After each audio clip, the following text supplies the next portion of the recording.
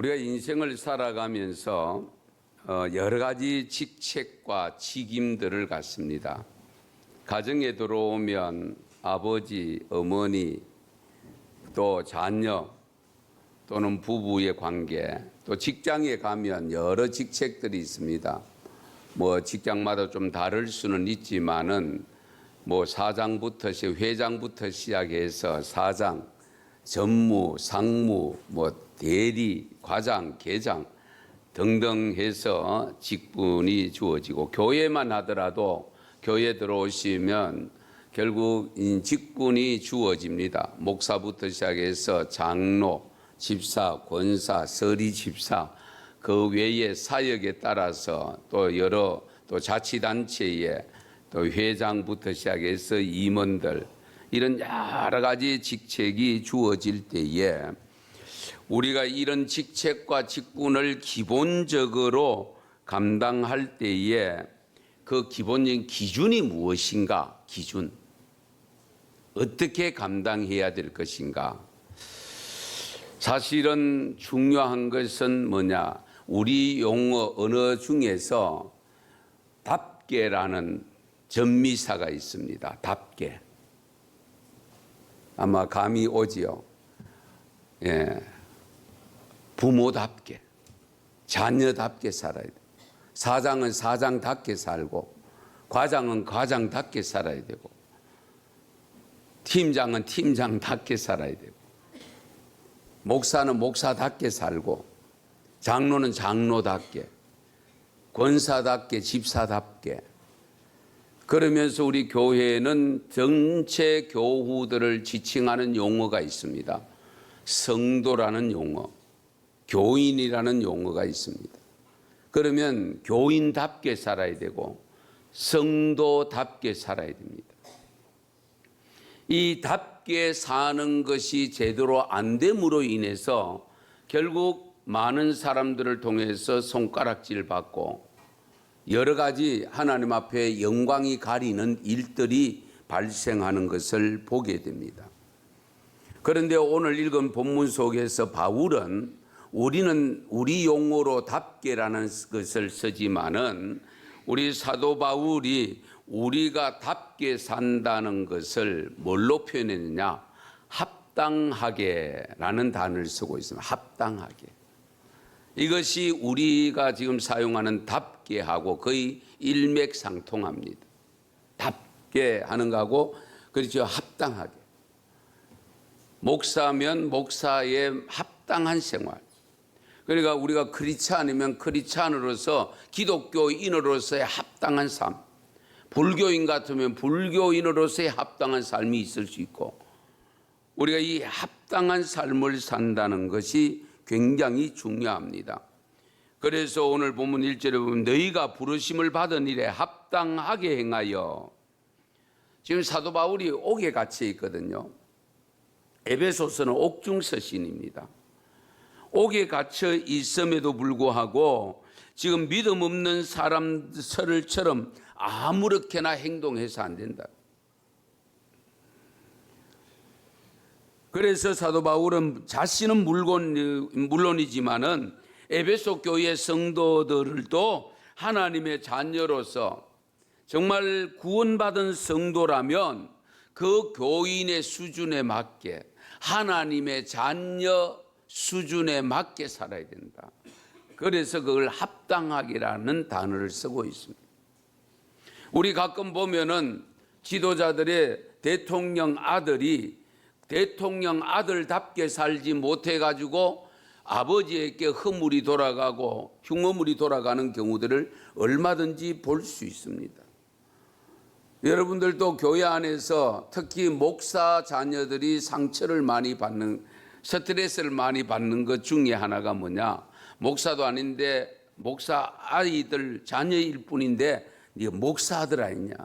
목사 아들이 그러면 되느냐? 목사 딸이 그러면 되느냐? 이 엄청 스트레스잖아요. 예. 자, 어쨌든 간에 우리가 오늘날 한국 교회 성도들의 대부분 문제가 무엇이냐 하면 바로 하나님의 부르심을 받은 성도로서 하나님의 자녀라고 고백은 하는데 실제 삶이 수반되지 못함으로 인해서 자녀답지를 못하고 교인답지를 못함으로 인해서 많은 욕을 먹고, 그러면서 결국은 욕을 누가 먹게 만드느냐? 하나님 아버지를 욕되게 하고 우리 주님을 욕되게 하는 이 모습이 오늘 우리의 현 주소입니다. 현실입니다. 한국교회 전체의 현실입니다. 자, 그러면 우리가 하나님의 부름받은 성도답게 정말로 합당한 생활을 하려고 할 때에 구체적으로 어떤 삶을 살아야 되느냐?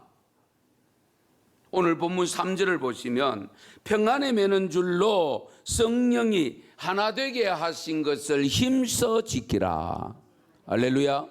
성령이 하나 되게 하신 것을 힘써 지키라고 했습니다.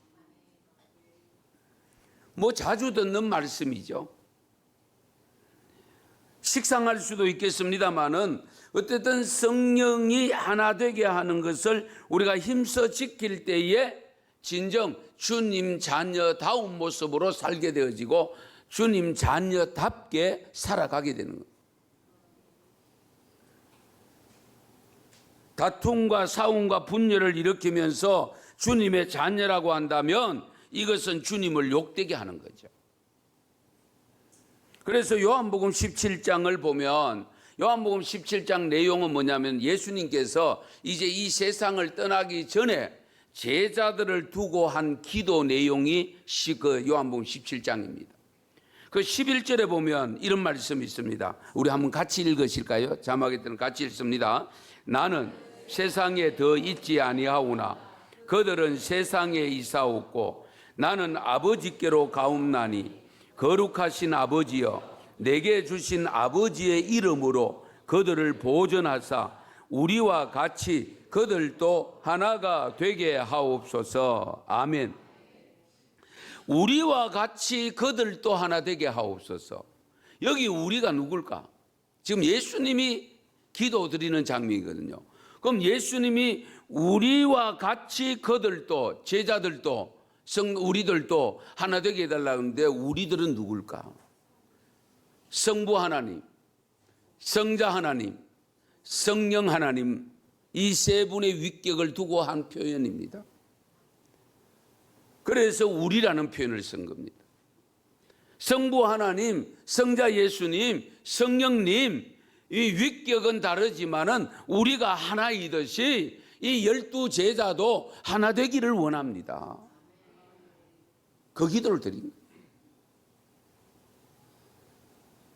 많고 적음을 떠나서 우리 언성교회 성도 전체가 하나 되는 것, 교회마다 모든 성도들이 마치 아버지와 아들과 성령 영이 한 분이듯이 그와 같이 성령 안에서 하나 되기를 원하시는 분이 누구냐? 하나님이시요 주님이십니다.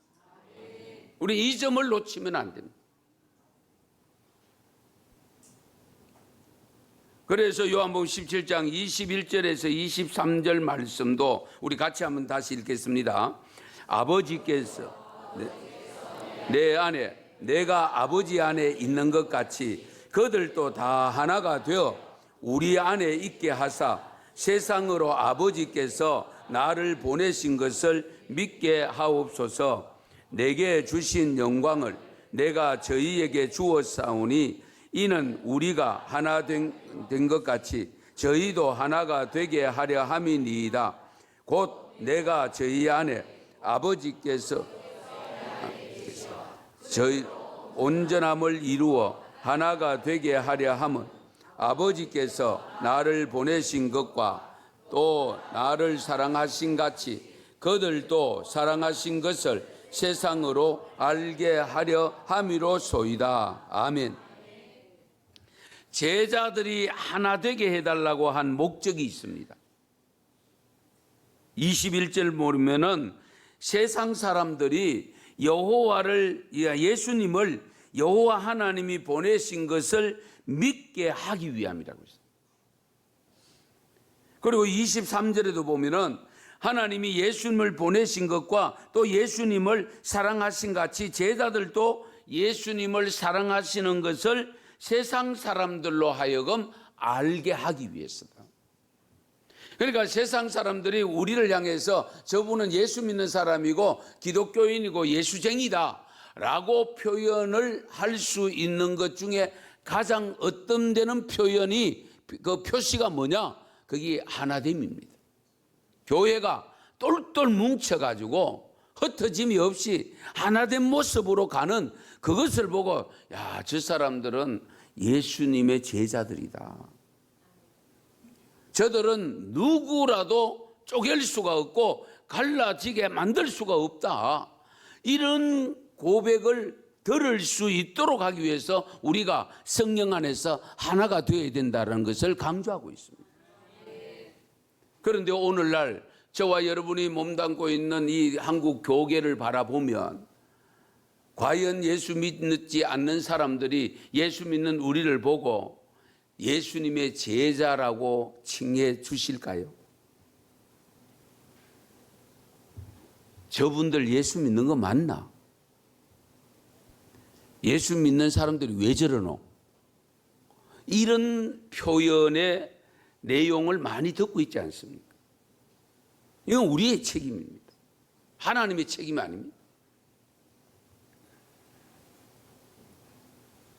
정말로 우리 주님께서 하신 이 우리가 하나 된 것처럼 이들도 하나 되기를 원한다고 하는 이 원함이 우리 한국 교회 안에서 그 어느 때보다도 절실하게 필요한 때입니다. 교파와 교단을 넘어서서 한 예수님을 믿고 한 하나님을 믿고 한 세례 속에 한 성령님 속에 살아가는 우리는 하나여야 됩니다. 이단이 아닌 이상, 사이비가 아닌 이상. 그러면 보다 더 구체적으로 왜 우리가 그토록 하나 되라고 하나님 주님께서는 기도까지 하셨을까? 그 이유를 오늘 본문 4절에서 6절에 말씀을 하고 있습니다. 오늘 본문 4절을 보시면 몸이 하나요 성령도 한 분이시니 이와 같이 너희가 부르심의 한 소망 안에서 부르심을 받았느니라. 주도 한 분이요 믿음도 하나요 세례도 하나요 하나님도 한 분이시니 곧 만유의 아버지시라. 만유 위에 계시고 만유를 통일하시고 만유 가운데 계시도다. 이해 못할 말씀은 없잖아요. 우리가 무슨 일을 하든지 항상 인내심이 필요합니다. 그래서 로마서 12장 12절에 보면 소망 중에 즐거워하며 환난 중에 참으며. 환난 중에 참으며. 우리는 환난이 오면 뭐 호들갑을 떨고 야단 법석으로 지기는데 참아라. 인내가 필요하다. 예.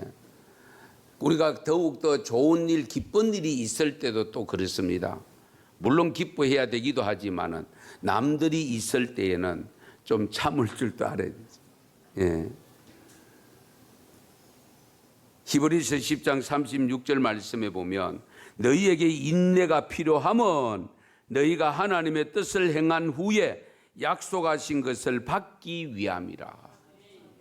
우리가 그렇지요. 여러분 믿음 생활 지금 시작해서 가고 있는데 언제 오실지도 모르고 언제 주님 앞에 설지도 모르는 우리가 가는 길에 장애물이 발생하고 갖가지 삶의 환경에 이 일들이 발생했을 때에 낙심될 일들, 좌절하고 싶은 일들, 실망하고 싶은 일들이 없지 않아 있잖아요. 그럴 때에 우리가 그 자리에 주저앉는 것이 아니고 그 힘든 과정을 인내로 견뎌내야 됩니다. 그럴 때에 열매가 열리는 거죠. 예. 비바람이 와도 맞고 방법 없잖아요. 예. 가뭄은 가무는 대로 고통을 견뎌내고 홍수가 왔을 때 견뎌내고 그러다 보면 가을에 탐스러운 열매가 맺혀지듯이 우리 인생도 마찬가지. 우리 인생의 삶도 똑같습니다. 그래서 어떤 경우가 있다 할지라도 여러분들이 스스로 늘 참아내시기 바랍니다. 제가 하나, 이건 뭐지? 참어린 자입니다. 마음심 위에 칼도자입니다. 이게. 마음심 위에 칼도자가 참어린 자입니다. 어떤 의미일까요? 칼로 마음을 베는 아픔을 견뎌내는 게 참는 것이다. 예. 칼로 마음을 도려내는 아픔, 고통, 그걸 견뎌내는 것이 인자다. 참을 인자. 예. 그래서 성서죽서학자인 버튼이라고 하는 사람이 인내를 이렇게 정의합니다. 하나님의 신실하심을 믿고 억울한 상황, 공경에도 불구하고 하나님을 확고히 신뢰하고 기다리는 삶의 태도가 인내다. 예. 정말 기분 나쁜 말 들을 때, 빨리 응수하고 싶을 때 참아내. 예. 자랑거리가 있어서 자랑하고 싶을 때도 한 박자 참아내는 것이 필요할 때가 있습니다.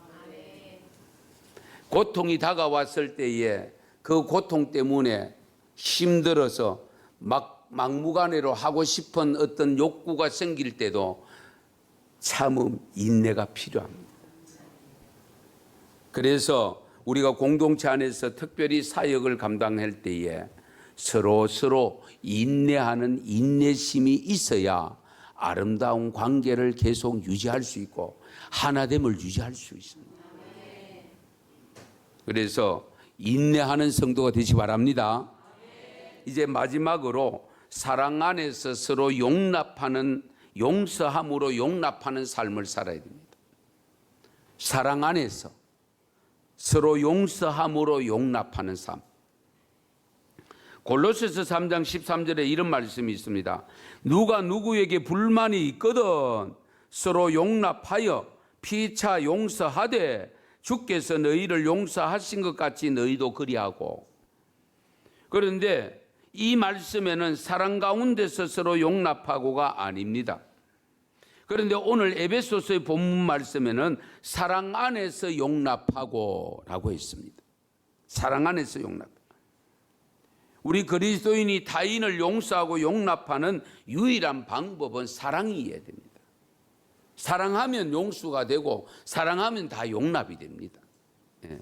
그렇잖아요. 같은 이도 내 아들은 되는데 다른 아들은 안 되잖아요. 다른 집 아들은. 그게 왜 그러냐? 사랑 때문에 그렇습니다. 이 사랑이 굉장히 중요합니다. 그래서 우리 하나님은 사랑이시고 주님은 사랑이신데 그 사랑 없는 기독교인은 기독교인이 아닙니다. 사랑의 주님을 믿으면서 내가 사랑하지 않으면 그분의 제자가 될 수 없는 거예요. 그래서 우리는 용서하고 용납하고 사랑하는 그 사랑의 기준은 역시 예수님입니다. 예수님 뭐라고 했습니까? 70번씩 7번이라도 용서해라. 예.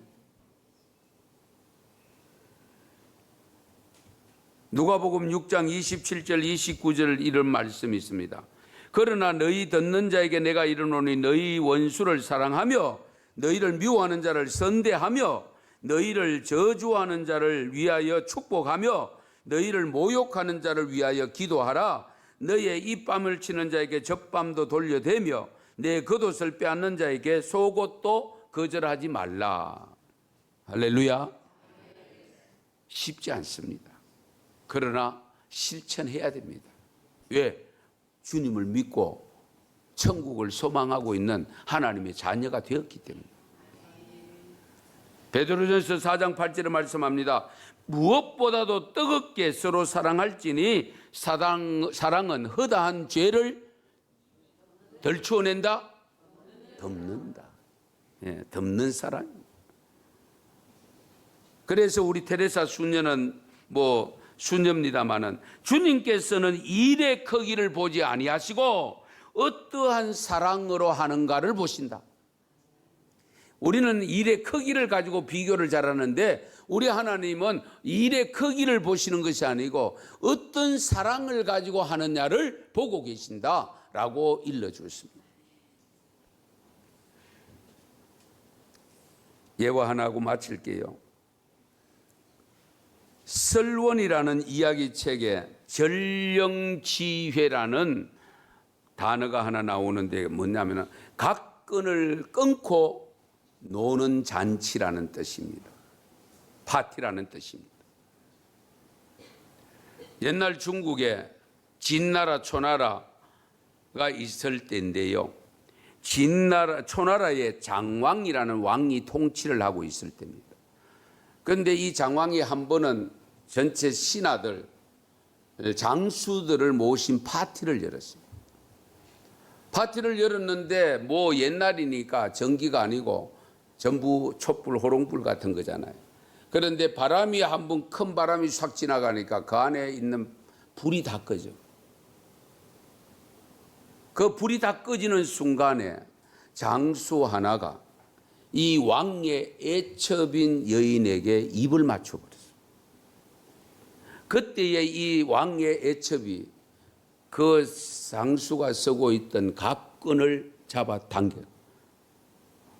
그래서 이 애첩이 왕에게 다가가서 폐하, 여기에 장수 중에 내게 입 맞추러 온 사람인데 내가 이 갑근 정금물을 가졌습니다. 그런데 불이 꺼졌으니까 지금 불을 켜야 되잖아요. 그때에 왕이, 장왕이 불을 켜지 말아라 명령을 내렸습니다.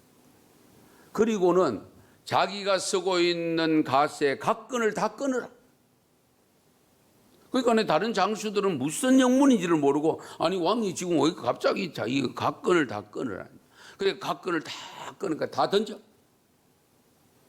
다 던졌어. 그리고 불을 켜라. 불을 켰어. 뭐 누군지 알아야 되지. 모르잖아요. 그리고 세월이 2년이 흘러갑니다.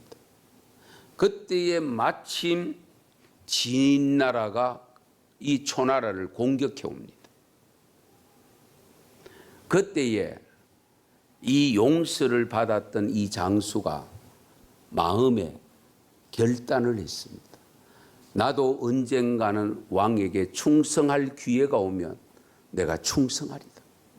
속으로 혼자 마음에 품고 그렇게 해서 있는데 이 진나라가 공격해 왔을 때에 상당히 전세가 어려웠습니다. 그때에 이 장수가 자기가 평소에 훈련을 병사들을 잘 시켜놓았어요. 그래서 전쟁이 일어났을 때 자기가 자원해서 왕에게 가서 내가 앞서서 맡겠습니다. 나가 싸우겠습니다. 그래서 이 장수가 이끄는 부대를 데리고 나가서 결국 초나라가 이겼습니다. 유명한 일입니다. 이게 어떻게 가능했냐? 이 장왕이 바로 그렇게 밝혀가지고 감옥에 가두고 장수 목을 치고 뭐 이럴 수도 있는데 사랑으로 덮어주었기 때문에 그 나라의 위기가 왔을 때에 그 위기를 넘길 수 있었다는 이야기입니다. 사랑은 힘이 있습니다. 사랑하는 성도 여러분, 저와 여러분들이 살아가는 삶의 자리에서 정말 성도답게, 언성교회 교인답게, 언성교회는 교회답게 살아갈 수 있는 교회와 되고 우리 성도가 될 수 있기를 축원합니다.